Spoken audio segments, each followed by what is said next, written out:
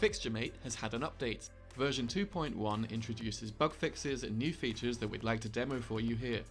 Let's take a quick look.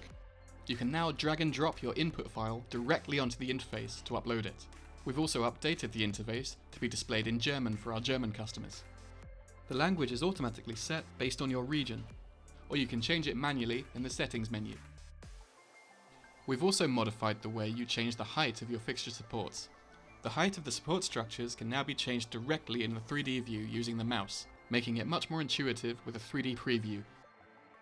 Another improvement is that you can now add labels to non-planar surfaces. For instance, if I add a label to this circular support structure, the label will conform to its geometry. I can emboss or deboss the text by setting a positive or negative value in the depth height setting on the left.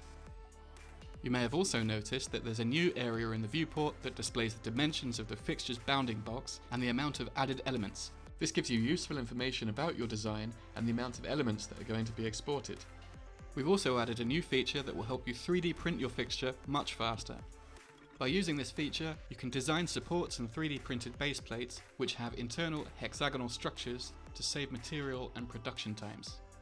You can fine-tune the cell size as well as the size of the inner and outer walls for speedier 3D printing or for additional strength.